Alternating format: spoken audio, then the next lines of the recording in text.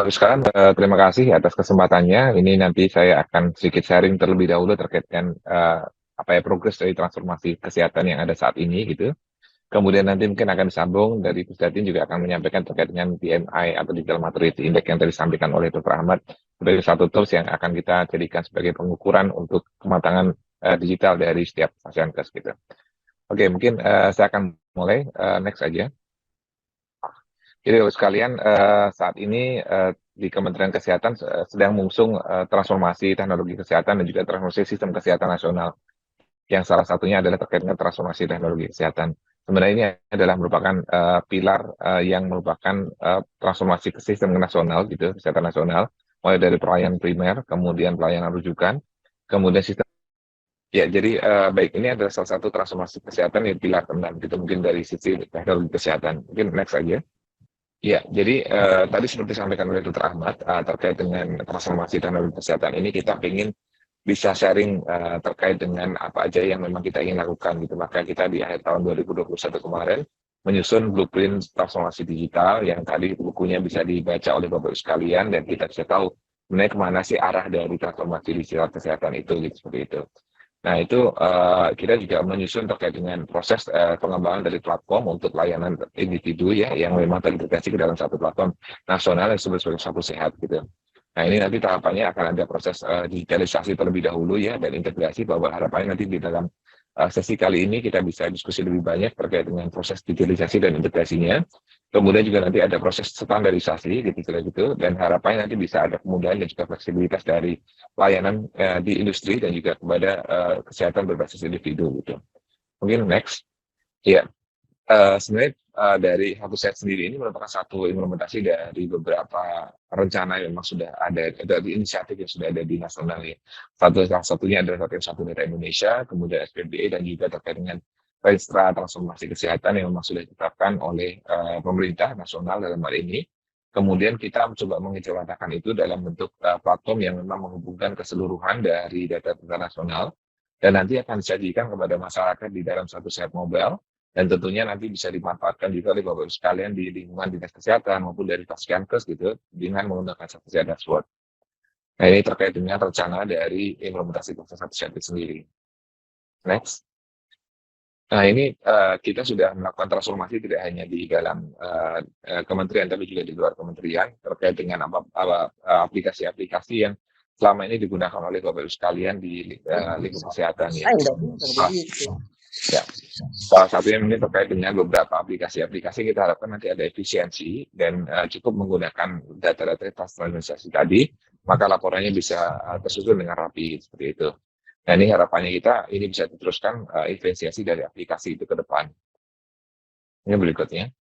Nah, sebenarnya capaiannya seperti apa sih gitu ya. Jadi setelahnya tentunya baru sekarang oke sudah diterapkan di tahun 2022 lalu gitu seperti itu, di launching sekitar bulan Juli seperti itu. Kemudian sampai saat ini seperti apa progresnya gitu. Jadi kalau kita sampaikan bahwasanya saat ini sudah ada sekitar data-data yang kita kumpulkan gitu terkait dengan Satu Sehat ini sudah sangat banyak ya terkait dengan jumlah data yang kita kumpulkan dari sisi pasien gitu sekitar 278 jutaan, kemudian dari sarana indeks, sarana ini artinya tidak hanya dari Fasiankes, kemudian dari dari rumah sakit ataupun puskesmas ataupun apotek gitu, itu jumlahnya sekitar 43.000 gitu ya. Ini merupakan satu pengumpulan data yang cukup masif dan kita bisa gunakan untuk master data berikutnya seperti itu. Nah, kemudian ada yang terkait dengan master data nakes juga ada sekitar 2, juta data. Kita merapikan data-data dari KKI, kemudian dari data asosiasi profesi dan sebagainya, dan itu dikumpulkan sebagai satu master data yang akan digunakan oleh bersama gitu.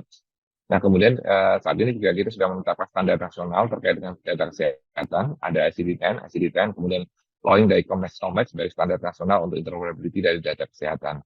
Nah, tentunya kita juga berharap nanti dari aplikasi-aplikasi yang sudah ada juga mulai rapikan kembali gitu ya. Jadi Bapak sekalian tidak perlu repot mengikut banyak aplikasi, tapi nanti cukup menggunakan aplikasi yang terpusat dan juga bisa menjadikan satu kemudahan dalam proses pelaporan berikutnya gitu. Nah, kita ada Satu Sehat Mobile nanti untuk masyarakat, kemudian ASIK, kemudian WhatsApp chatbot ini juga untuk kemudian dari kader. Nah, di ekosistem sendiri kita juga mengembangkan terkait dengan integrasi dengan fasilitas kesehatan yang ada. Kemudian juga kita mengembangkan biogenom yang memang merupakan inisiatif baru di pemerintah. terutama untuk nanti menyongsong dari precision medicine atau seperti bioteknologi yang memang berkembang saat ini gitu. Oke, next-nya. Nah, sebenarnya target di 2023 kita pengen meningkatkan dari target yang sudah ada yang dulunya sekarang adalah 30.000 Fasiankes gitu menjadi lebih banyak lagi ya, seperti itu ya, dan ini harapannya ke seluruh Fasiankes yang ter-Indonesia bisa tercakupi dan harapannya dengan talk seperti ini kita bisa memahami lebih detail lagi terkait apa saja sih yang harus disiapkan oleh Fasiankes, oleh Dinkes, oleh dokter-dokter misalkan gitu, dan juga oleh penyelenggara layanan kesehatan di Indonesia untuk menyongsong dari transformasi yang kita sedang lakukan ini gitu. Nah ini harapannya nanti ini bisa menjadi satu persiapan bersama gitu ya dan bisa dicapai dengan target uji kayak 1 Desember 2023. Next. Nah sebenarnya capaian sekarang sejauh apa? Jadi memang kita banyak sekali melakukan persiapannya terkait dengan beberapa tools-tools dasar yang untuk integrasi gitu seperti itu. Kemudian juga kita ingin menyiapkan beberapa tutorial-tutorial yang memang Bapak Ibu sekalian bisa nanti akses secara mandiri sehingga ke depan dimulai bulan September ini bisa lebih banyak yang melakukan integrasi ke satu set secara mandiri, tidak perlu dilakukan semacam workshop ataupun pelatihan-pelatihan langsung dari Kementerian Kesehatan. Nah, secara progres memang saat ini kita totalkan ada sekitar 107.737 Fasiankes yang mendaftar di Satu Sehat, terutama ini terkait dengan pendaftaran portalnya. Dan secara data sebenarnya yang sudah siap terintegrasi hampir 10.000 ya, di mana 10.000 tersebut memang sudah melakukan uji coba, kemudian melakukan semacam workshop, kemudian juga mengirimkan data gitu seperti itu. Namun yang sudah berhasil untuk melakukan terverifikasi di portal kita ada sekitar 1.082 Fasiankes ya, dan ini sudah mengirimkan data secara real dalam artian mengirimkan data pasien yang secara benar dan setiap hari itu ada sekitar 258 Fasiankes gitu. Nah dari total ini sekitar 3.157 adalah rumah sakit gitu ya, dan kita melihat bahwasanya di sini yang mendaftar portal itu sudah 844 dari 347 ini, kemudian sudah mengirimkan data secara real sekitar 182 dan ini juga sudah mencakup dari beberapa rumah sakit jaringan yang cukup besar gitu ya. Namun kita tentunya mendorong rumah sakit swasta untuk bisa join ke kita seperti halnya rumah sakit yang dilakukan oleh pemerintah gitu. Dan ini terus berprogres sampai dengan saat ini harapannya nanti di September, Oktober sampai dengan November bisa terjadi peningkatan yang cukup signifikan dan kita bisa teruskan di tahun 2024 nanti gitu.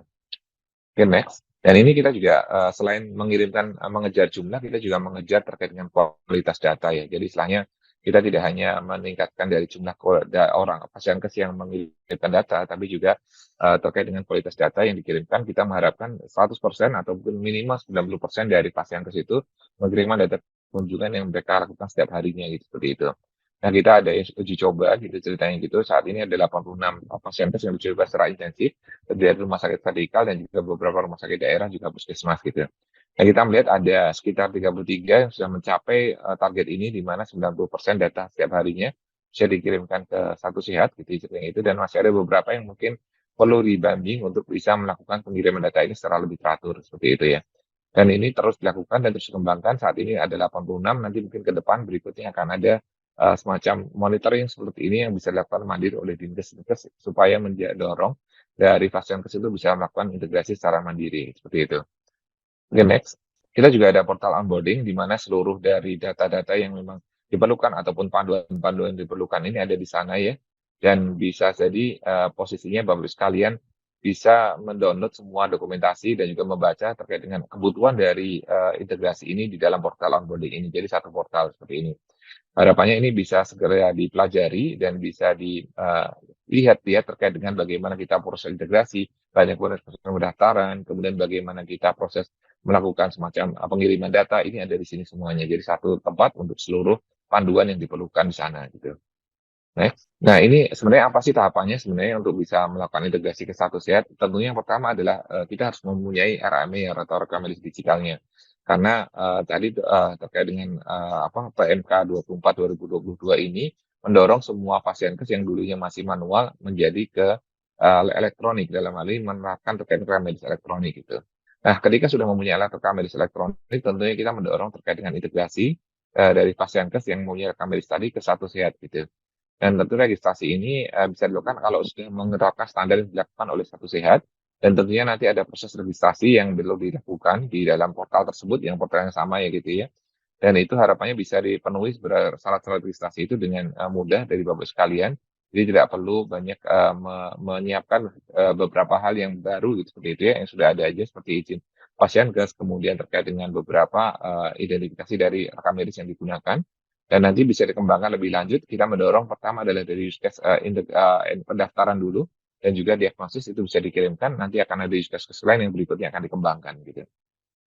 Next. Nah, untuk apa aja yang dipersiapkan ini ada terkait dengan dokumen-dokumennya, terkait dengan izin operasional, kemudian terkait dengan surat tugas dari yang adminnya, kemudian juga terkait dengan apa sistem RMB yang sudah digunakan itu apa aja gitu. Ini perlu didetailkan gitu seperti itu. Kemudian silakan untuk melakukan registrasi dan ketika registrasi nanti Anda akan mendapatkan akun gitu ya. Dan dengan akun ini Anda bisa memberikan terkait dengan informasi profil dari institusi, kemudian sistem RMM yang digunakan. Kemudian juga terkait dengan data-data lainnya yang bisa dimanfaatkan untuk pengembangan berikutnya terkait dengan data rekam medis elektronik di pasien tersebut gitu. Nah, semua yang saya sampaikan ini sebenarnya ada buku panduannya dan juga ada video tutorialnya, jadi nanti bisa diakses saja di satusehat.kemkes.go.id. Gitu. Lanjut. Nah, sebenarnya ada beberapa kategori ya. Kalau teman rekan-rekan dari pasien kesini sudah mempunyai electronic medical record, maka tentunya pastikan bahwa electronic medical record tersebut sudah standar atau belum gitu. Gitu. Nah, kalau sudah standar, silakan untuk melanjutkan pendaftaran langsung ke satusehat.kemkes.go.id. Tapi jika tidak mempunyai RMI, maka perlu dicari penyedia RMI yang sudah bekerjasama dengan Satusehat. Nah, ini sudah ada listnya di dalam satusehat.kemkes.go.id, RMI apa saja yang sudah terintegrasi dengan Satusehat gitu. Dan harapannya nanti Bapak sekalian bisa memilih salah satu dari list tersebut dan bisa bekerjasama dengan vendor tersebut dan integrasi ke Satusehat. Jadi tidak perlu 2 kali kerja gitu ya. Jadi sekali aja dengan vendor tersebut maka bisa mengintegrasikan data rekam medisnya gitu. Nah, ini sebenarnya tidak hanya vendor, Anda mengembangkan sendiri pun diperkenankan, yang penting standarisasinya bisa menggunakan standarisasi yang ada di Satusehat. Berikutnya. Nah, ini pendaftaran Satusehat itu juga tidak hanya dilakukan secara individual gitu ya, tapi juga dilakukan secara kolektif. Nah, ini mungkin menarik ya bagi Bapak sekalian di Dinas Kesehatan, ini bisa mengumpulkan beberapa pasien kecil di bawahnya gitu seperti itu untuk didaftarkan secara kolektif di Satusehat.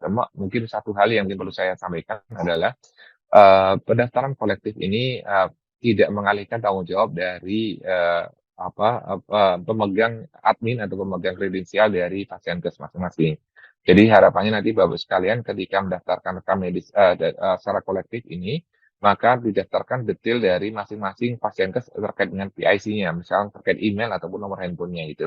Supaya nanti password ataupun kredensial yang diberikan itu dikirimkan ke masing-masing Pasienkes gitu.